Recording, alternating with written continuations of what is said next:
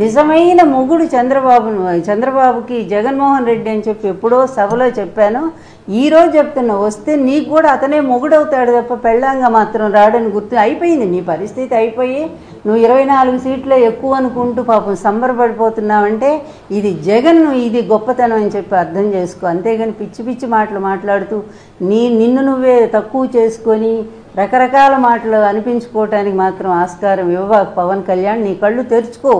ఎవరు ఎంత చెప్పినా కూడా నీకు బుద్ధి జ్ఞానం అనేది లేదు. అది పూర్తిగా మేము మొన్ననే వ్యూహం దానికి వెళ్ళాం, మేము ఆ ప్రీవ్యూకి వెళ్ళాను.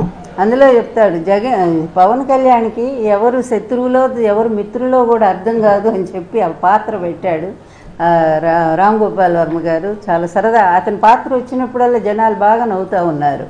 అది నిజం 100%గా. ఎందుకంటే ఇతను మాటల మనిషే తప్ప, అది కూడా స్క్రిప్ట్ రాసుకొచ్చి డైలాగులు, అది కూడా చంద్రబాబు నాయుడు ఆఫీస్ నుంచి ఆ స్క్రిప్ట్ రాసిస్తే ఆ తిట్లన్నీ అన్ని తిట్లే. ఏంటి మీ జెండా సభలో మొత్తం జగన్ను తిట్టడానిక? నాకు ఒకటి గుర్తొస్తా ఉంది ఒక మాట.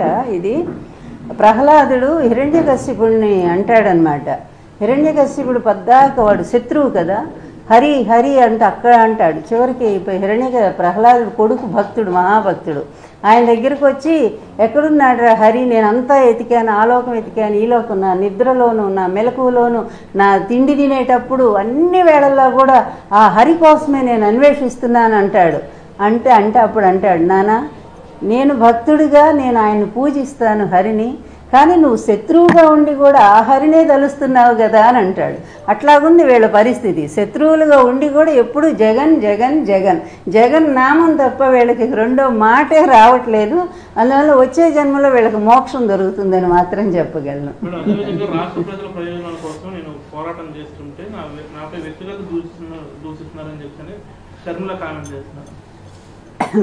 షర్మిల రాజకీయం ఏంటనేది అందరికీ తెలుసు. ఎందుకంటే ఏ పార్టీ అయితే ఆ కుటుంబాన్ని అన్యాయం చేసిందో, ఏ పార్టీ వాళ్ళ అన్నం జైలుకు పంపిందో, ఏ పార్టీ వాళ్ళ తండ్రిని పేరుని FIRలో చేర్చిందో అదే పార్టీ తరఫున, పైగా ఆమె తెలంగాణలో ఉంటానని చెప్పి మళ్ళీ ఇక్కడికి రాబడిందో, ఇదంతా చంద్రబాబు స్క్రిప్ట్ అనేది ప్రతి ఒక్కరికి తెలుసు.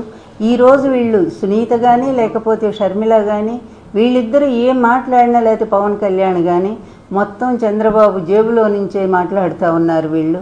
అందువల్ల ఇక వీళ్ళకు ప్రజలు ఇప్పుడు పట్టించుకోవటం మానేశారు. ఎందుకంటే ఈ విధమైన వ్యక్తిగత ద్వేషాలతోనూ కక్షలతోనూ ప్రతి కుటుంబంలో కూడా ఒక చంద్రబాబు లాగా తయారైతే ఏం చెప్పగలం? మా కుటుంబంలో చంద్రబాబు అయ్యి సొంత మామకే వెన్నుపోటు పొడిచారు. ఈరోజు చెల్లెల రూపంలో మరో చంద్రబాబు వచ్చాడని మేము అనుకుంటా ఉన్నాము. అందువల్ల ప్రతి కుటుంబంలో కూడా ఇలా తయారైతే అది వాళ్ళ నాయకులు తప్ప కాదు కదా. అంత మంచి పనులు చేసిన NTR గారు తప్ప ఆయన వెన్నుపోటు పొడవటం, అదేవిధంగా జగన్మోహన్ రెడ్డి గారు రాష్ట్రాన్ని ఇంత ముందుకు తీసుకుపోవటం ఆయన చేసిన తప్ప. ఎందుకు వీళ్ళందరూ ఈ విధంగా వచ్చి అతని మీద విరుచుపడతారు? ఎందుకు వీళ్ళ ఈర్ష్యని ద్వేషాన్ని ఆయన మీద అంత చూపిస్తారు? అంటే ఎవరి చేతుల్లో మీరు కీలుబొమ్మలుగా మారిపోయారు, మీ వ్యక్తిత్వాలను తాకట్టు పెట్టుకున్నారు. అంత మంచి కుటుంబాల్లో